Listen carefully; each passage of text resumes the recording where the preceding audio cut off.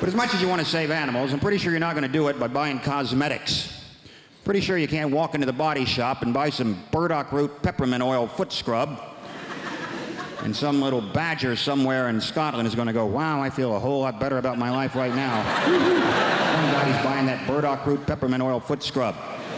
I don't see the point in testing cosmetics on rabbits anyway, because they're already cute.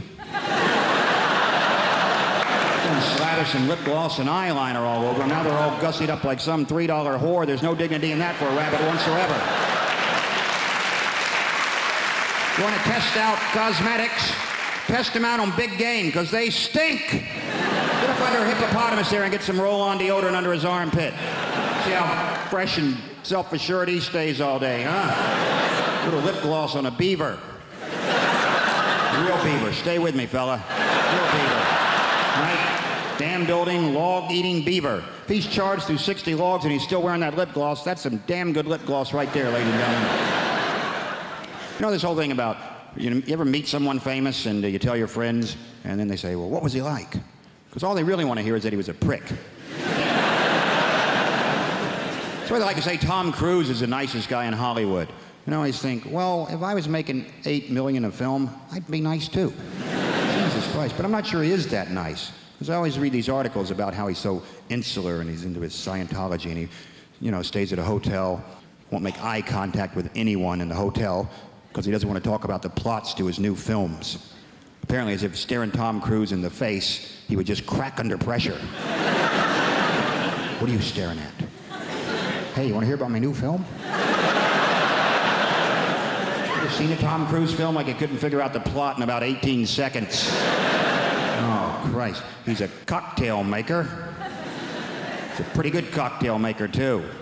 Till he has a crisis of confidence and can't make cocktails anymore. Then he meets a good-looking woman who talks him into being a better cocktail maker. A riveting piece of cinema that was. Then he's a race car driver. Pretty good race car driver, too. Till he has a crisis of confidence. Can't race cars anymore. Then he meets a good-looking woman who talks him into being a better race car driver. Then he's a jet pilot. Some of you are starting to see a pattern emerge here. Pretty good jet pilot? Yes, he was. Until he had a crisis of confidence, couldn't fly jets anymore. Then I believe he met a good-looking woman who talked him into being a better jet pilot. Then he was a sports agent. Then he was the brother of a retarded guy. He was a pretty good brother of a retarded guy until he had a crisis of confidence and wasn't so sure he was such a good brother of a retarded guy. And then he met a good-looking woman who talked him into being a better brother of a retarded guy. Then he was some kind of, I don't know what he's in now, War of the Worlds. Maybe he fights the world. You know what? I bet he's a pretty good world fighter. But at some point, he'll probably have a crisis of confidence. And then he'll meet a good-looking woman who convinces him it's okay to fight the world. Could be a Scrabble player for all I care. He's a pretty good Scrabble player. Till he draws all vowels. Has a crisis of consonants. And he meets a lovely Welsh woman who teaches him a lot of words he's never heard before.